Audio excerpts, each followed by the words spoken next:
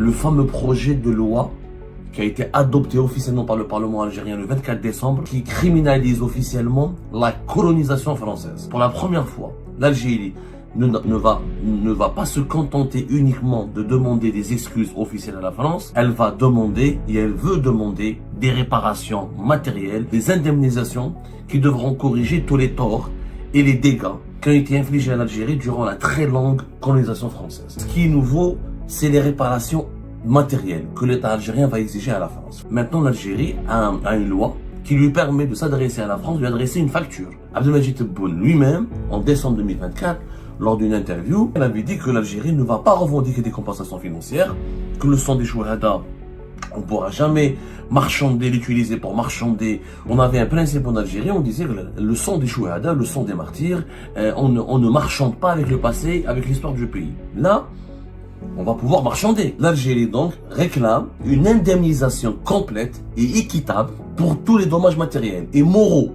Donc, comment on va déterminer ces indemnisations? Ça veut dire que l'État algérien pourrait déposer plainte contre la France ou pourrait poursuivre la France devant la Cour internationale de justice pour l'exiger, parce que l'Algérie, c'est pas la justice algérienne. La justice algérienne n'est pas indépendante, elle n'est pas habilitée à juger l'État français. Est-ce que l'Algérie va demander une expertise internationale? Le fameux projet de loi qui a été adopté officiellement par le Parlement algérien le 24 décembre, hier, et qui criminalise officiellement la colonisation française. Je dis bien qui criminalise officiellement la colonisation française. Et pour la première fois, l'Algérie ne va pas se contenter uniquement de demander des excuses officielles à la France, mais elle va demander et elle veut demander des réparations matérielles pour corriger des réparations matérielles qui sont des indemnisations qui devront corriger tous les torts et les dégâts qui ont été infligés, les dégâts matériels, pas seulement humains, qui ont été infligés à l'Algérie durant la très longue colonisation française. Ce texte qui a été adopté par le Parlement algérien fait beaucoup parler de lui. Il y a 24 ou 27 articles, pour être beaucoup plus précis. Il va faire jaser, mais il va marquer une rupture sérieuse dans les relations algéro-françaises, dans la manière les relations franco-algériennes ou algéro-françaises ont été gérées jusque-là depuis l'indépendance du pays. Je pense que cela mérite au moins 2 émissions pour expliquer le caractère novateur de ce texte-là. Ce texte-là qui contient donc une vingtaine d'articles. 27 articles pour être plus précis. Ce projet de loi, ou c'est plus un projet de loi, c'est une loi qui a été officiellement adoptée.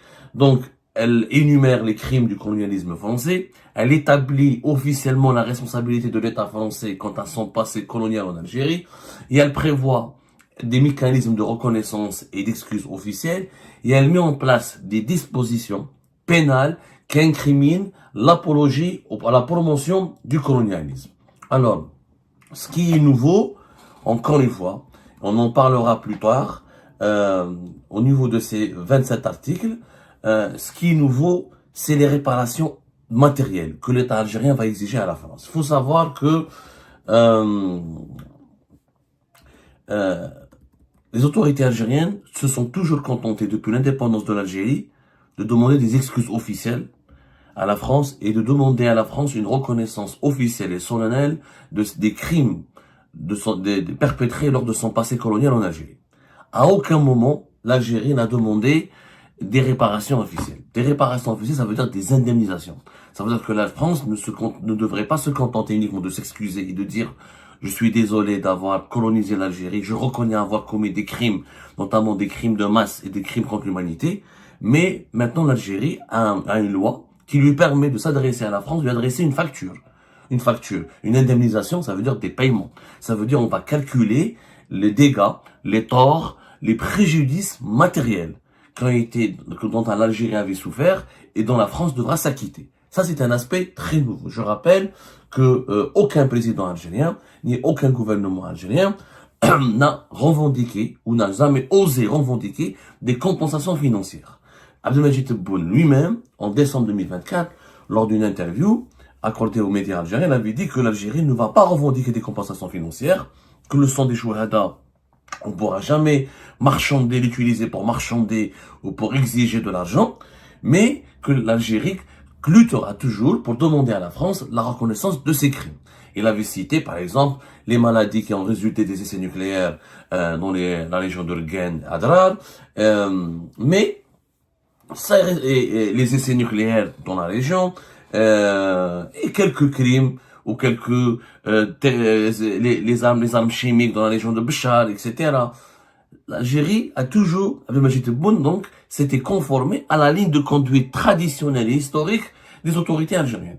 On veut des excuses officielles, et pour les exigences matérielles, c'est surtout la prise en charge des maladies qui ont été provoquées par, je crois qu'il y a eu une dizaine d'essais nucléaires perpétrés par l'armée française entre 1960 et 1966 dans le Sahara algérien, notamment du côté de Guéna Adrar. C'était principalement la seule revendication plus ou moins matérielle formulée par les autorités algériennes. Maintenant, ça a changé, puisque ce nouveau texte, il est révolutionnaire, dans la mesure où, à travers ces 27 articles, on parle de mettre fin à l'impunité, on recense une trentaine de pratiques dans des exécutions extrajudiciaires, des déplacements forcés, utilisation d'armes chimiques, torture et pillage, le viol, l'esclavage sexuel, la destruction des lieux de culte et la conversion forcée au christianisme sont cités dans ce projet de loi. Parmi les pratiques de la colonisation française qu'il faut condamner et pour lesquelles la France doit présenter des excuses officielles. Mais le texte aussi demande la restitution des archives et des biens algériens déplacés en France pendant la période coloniale. Et demander aussi de déplacer sur les terres algériennes toutes les dépouilles des résistants algériens. On parle donc des 17 essais nucléaires dans la Sahara algérien de 1960 à 1966. L'Algérie demande à la France des cartes détaillées de ces essais, le nettoyage des sites d'explosion nucléaire contaminés par la radioactivité. Et pour la première fois, on parle aussi des harkis. On va les considérer. Le texte, la loi qui a été adoptée par le Parlement algérien parle de la collaboration des harkis avec les autorités françaises en les qualifiant de haute trahison.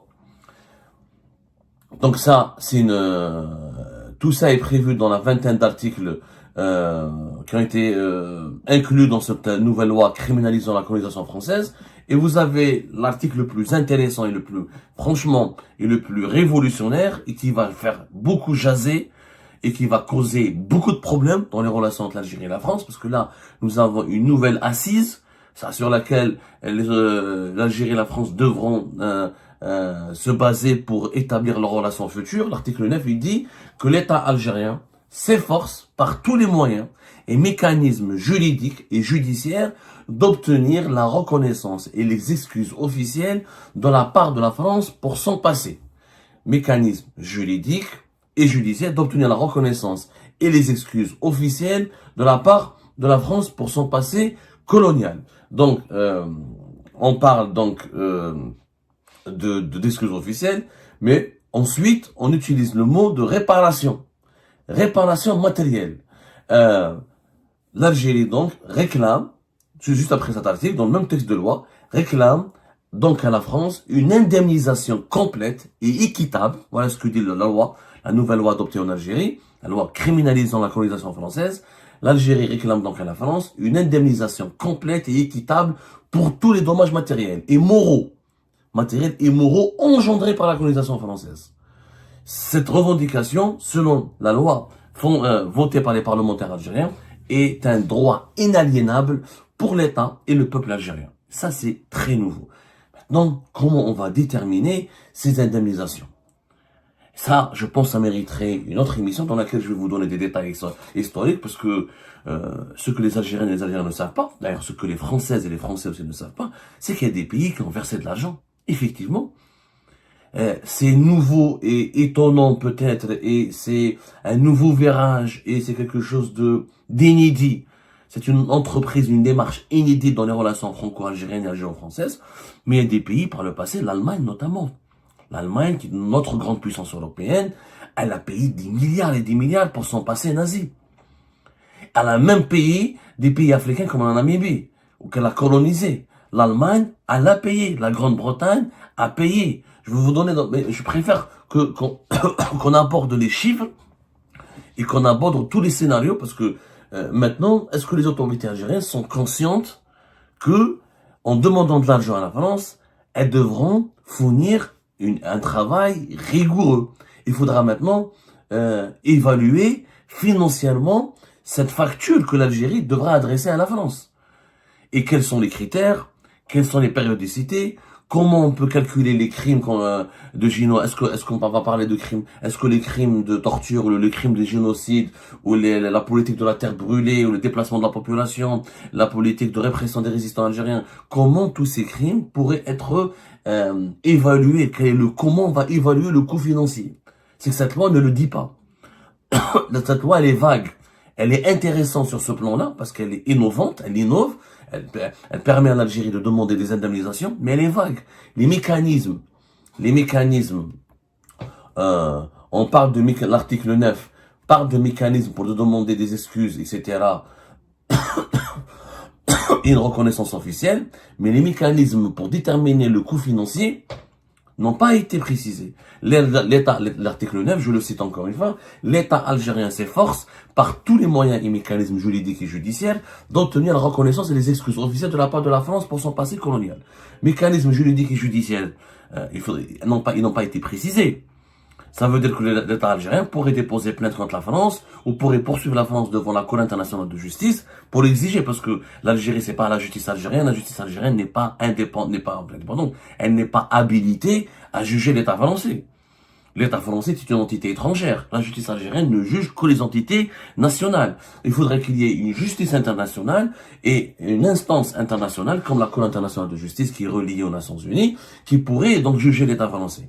Donc l'Algérie, est-ce qu'elle va aller jusqu'à la Cour internationale de justice pour dire, voilà, nous avons été colonisés, etc., ou nous avons beaucoup souffert, etc. Il faut absolument que la France reconnaisse ces crimes officiellement. Là, c'est la Cour internationale de justice qui est un organe, c'est l'organe judiciaire principal de l'Organisation des Nations Unies. Ça, il fallait peut-être que... C'est un texte qui a été bâclé. Je pense qu'il a été bâclé. Il y a eu de la bonne volonté de la part de ces rédacteurs de donner une profondeur historique et de donner un saut symbolique à cette nouvelle loi pour relancer le débat sur les dégâts de la colonisation française, les préjudices et les dégâts de la colonisation française de l'Algérie. Mais c'est pas un texte qui a été bien travaillé. Pourquoi? Parce que quand on parle, par exemple, c'est bien d'avoir listé, par exemple, le fait de lister les crimes que les pratiques que les autorités algériennes considèrent aujourd'hui comme des crimes de la colonisation française, comme le pillage systématique des richesses, comme les 17 essais nucléaires pratiqués dans le Sahara algérien, comme les pratiques de la torture physique, psychologique, encore les exécutions extrajudiciaires. Mais quand on arrive au point de l'indemnisation complète et équitable pour tous les dommages matériels et moraux, il n'y a rien qui est clair. Il aurait fallu rajouter un article pour dire qu'il y aura un mécanisme. Est-ce qu'il y aura une commission qui sera mise en place? Est-ce que cette commission sera unilatérale du côté de l'Algérie? Est-ce que l'Algérie va demander une expertise internationale? Parce que si l'Algérie va faire une certaine évaluation financière, la France pourrait la rejeter en disant qu'elle est infondée, qu'elle est unilatérale, qu'elle s'appuie sur des calculs que la France ne reconnaît pas, qui sont pas pertinents, etc. Est-ce qu'il aurait peut-être pas fallu penser à une commission internationale, à des experts de l'ONU qui seraient associés aux travaux d'une commission qui va, par exemple, calculer le coût financier de la colonisation française? Est-ce qu'on va associer des historiens français? Est-ce qu'on pourrait associer des historiens, pas uniquement algériens et français? Les mécanismes ne sont pas clairs. Alors que l'idée, elle est vraiment elle est intéressante. L'Algérie pourrait effectivement, légitimement demander à la France des indemnisations. Israël l'a fait avec l'Allemagne. Pourtant, il y a eu des pratiques génocidaires aussi, de la colonisation française en Algérie. Des pays africains comme la Namibie. On fera dans une prochaine émission. Mais ce n'est pas la première fois qu'une ancienne puissance colonisatrice paye, indemnise ses anciennes colonies. C'est pas inédit dans l'histoire. C'est inédit dans les relations franco-algériennes où d'habitude l'État algérien, depuis l'indépendance du pays encore une fois, a toujours balayé d'un revers de main la question de l'argent. On avait un principe en Algérie, on disait que le sang des chouhada, le sang des martyrs, on ne marchande pas avec le passé, avec l'histoire du pays. Là, on va pouvoir marchander. Là, on va faire du marchandage. Parce que quand tu vas exiger des indemnisations complètes, il faut présenter une facture. Il faut expliquer les conditions dans lesquelles cette facture a été établie. Et pourquoi un tel montant et pas un autre montant. Donc l'idée, elle est intéressante. Parce que l'argent qu'on pourrait retirer ou soutirer de la France on pourrait construire des infrastructures importantes en Algérie, on pourrait développer le pays. Mais les mécanismes, encore une fois, pour déterminer ou évaluer ces indemnisations financières ne sont pas du tout clairs, ne sont pas du tout précisés dans cette loi. Par contre, ce qui, moi, me fait peur dans cette loi, et ça, par contre, c'est l'aspect le plus négatif de cette loi, c'est les peines de prison ferme qui sont prévues pour toute célébration du colonialisme français. Par exemple, cette loi prévoit des peines de 10 ans, des peines de 5 ans à 10 ans, de la part prévue pour toute action. Tout Algérien qui sera jugé coupable d'avoir célébré le colonialisme français risque de 5 ans à 10 ans de prison ferme. En plus, il y a d'autres prisons fermes, il y a une autre peine de 2 ans à 5 ans qui peuvent être infligées à tout Algérien et Algérien coupable d'atteinte au symbole de la résistance algérienne, du mouvement national et de la guerre de libération. Et 3 ans de prison ferme sont prévus pour propos à connotation coloniale. Alors là, moi je suis pas du tout d'accord. Là, par contre, ça me fait peur. Ça me fait peur parce que ça me rappelle ce qui s'est passé à Saad Bouarba récemment. Rappelez-vous l'arrestation de Saad Bouarba parce qu'il a parlé de la guerre de libération nationale. Ça veut dire comment les juges vont déterminer qu'un Algérien est en train de célébrer la colonisation française. Si je critique par exemple les leaders de la Révolution, si je rappelle qu'il y a eu des leaders de la Révolution qui ont été assassinés, comme Abad al-Abdan, si je rappelle qu'il y avait des luttes intestines et une lutte clanique au sein du FLN lors de la guerre de libération nationale, je risque peut-être d'être jugé et d'être accusé d'avoir célébré la colonisation française ou d'avoir tenu des propos à connotation coloniale. Et ça, c'est une pénalisation du débat historique. Et ça, on l'a vu encore une fois à la fête à Saad Bouarba, c'est très dangereux. Donc Saad Bouarba, par exemple, quand il a critiqué, par exemple, quand il n'a pas critiqué, il a rapporté certaines vérités historiques sur le trésor du FLN, il aurait pu tomber sur le coup de cette loi. Il aurait pu risquer plusieurs années de prison ferme ou pour des propos en connotation positive. Les juges pourraient lui dire « Ah, toi, tu as dit du mal d'Ahmed Ben Bella et de certains leaders de la Révolution pour rendre service à la colonisation française. » Donc, là, on est en train d'offrir, encore une fois, un instrument juridique très dangereux à des juges algériens qui sont ni formés, ni conscients, ni responsables, ni rigoureux, ni pertinents, et qui pourraient l'utiliser pour emprisonner des milliers d'Algériennes et d'Algériens. Parce que, vous voyez, on a eu une histoire controversée. Avant même l'indépendance du pays, il y a eu des coups bas, il y a eu des assassinats politiques, il y a eu des trahisons, il y a eu des polémiques, il y a eu des scandales, et aujourd'hui, on a le droit de parler de cette part sombre de l'histoire de la guerre de libération nationale. La guerre de libération nationale est un magnifique épisode de révolution d'un peuple qui se réveille, qui se révolte contre l'oppression, et ça a donné et ça a nourri toute une littérature mondiale autour du caractère, de la dimension grandiose de la révolution algérienne. Et c'est un épisode glorieux de notre pays, de l'histoire de notre pays, qui a d'ailleurs forgé la réputation de l'Algérie sur la scène internationale. Mais il s'est passé des choses qui n'étaient pas nettes. Il y a aussi une part sombre. Il y a la part lumineuse et aussi la part sombre. Aujourd'hui, cette loi, telle qu'elle a été rédigée, encore une fois, elle permettra de procéder à des arrestations arbitraires. Toute personne, je dis bien, toute personne qui voudrait débattre de la vérité historique, ou qui voudrait apporter un avis ou une nouvelle lecture ou une lecture critique de certains événements historiques qui se sont déroulés avant l'indépendance du pays. Et ça, c'est dangereux. Et là, ça, c'est très dangereux. Moi, je ne comprends pas au nom de quoi on va juger un Algérien qui célèbre la colonisation française. D'ailleurs, il n'y a pas d'Algérien qui célèbre le colonialisme français. Je ne connais aucun, sauf peut-être certains écervelés, certains fous, mais les juges peuvent utiliser ces nouvelles dispositions pour réprimer les opposants, pour réprimer les historiens libres et indépendants, pour réprimer les universitaires indépendants et émancipés de la doctrine officielle du gouvernement et du régime algérien, et pour réprimer et emprisonner tout chercheur qui voudrait sortir des sentiers battus et raconter une autre version de l'histoire qui diffère de la version officielle qui est imposée par l'État. Je suis désolé, l'histoire n'appartient pas à l'État. L'histoire appartient à la population, à la société. S'il y a des individus, membres de la société, que ce soit des universitaires, des historiens, des journalistes ou des philosophes qui voudraient relire ou apporter une nouvelle lecture de certains événements historiques de la guerre de libération nationale, ils ont complètement le droit. Mais ils risquent d'être poursuivis pour atteinte au symbole de la résistance. Donc moi, par exemple, si je dénonce, si je cite des noms de personnalités impliquées dans l'assassinat, dans le complot contre Abad Ramdan, on va me dire, ah, toi, t'as porté atteinte au symbole de la résistance, Adrab. 2 ans à 50 prison ferme. C'est grave. Et qu'est-ce que ça veut dire pour le poids connotation coloniale? Si je dis, par exemple, allez, avant l'indépendance du pays, la France a laissé des infrastructures qu'on a mal gérées, qu'on a mal utilisées, qu'on a mal récupérées. Eh ben, on pourrait me poursuivre pour propos en connotation coloniale. Et je risque 3 ans de prison ferme. Ça, c'est complètement mauvais. Ça, c'est immoral d'utiliser l'histoire pour condamner à la prison des gens qui pourraient avoir des avis ou qui auraient légitimement le droit à une lecture différente de la lecture officielle ou de l'interprétation officielle des événements historiques de la guerre de libération nationale. Et ça, encore une fois, on va avoir beaucoup de détenus politiques et on risque d'avoir beaucoup de détenus politiques et beaucoup de détenus d'opinion à cause de ces nouvelles dispositions. Moi, j'appelle à abroger ces lois. L'Algérie a le droit de criminaliser la colonisation française, elle a le droit de réclamer des indemnités.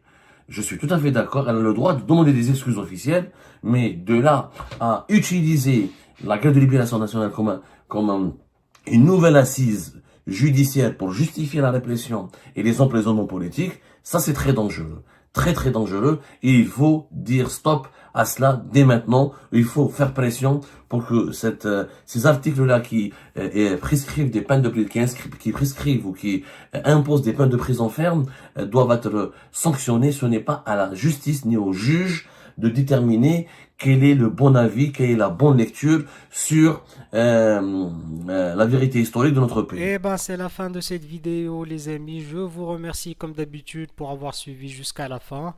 N'oubliez pas de nous laisser vos commentaires et vos réactions sur la vidéo et de vous abonner à la chaîne si vous n'êtes pas encore abonné. Et merci aussi pour vos commentaires et vos discussions très animées dans la section des commentaires. Donc, vous n'oubliez jamais de décortiquer bien un sujet sur tous les points qui ont été abordés dans la vidéo et ça fait vraiment plaisir quand moi-même je ne fais pas de commentaires, je m'appuie sur vous pour que vous puissiez bien expliquer les choses et en faire des discussions civilisées et dans tout le respect possible. Donc voilà, merci beaucoup et à la prochaine dans une nouvelle vidéo. Au revoir.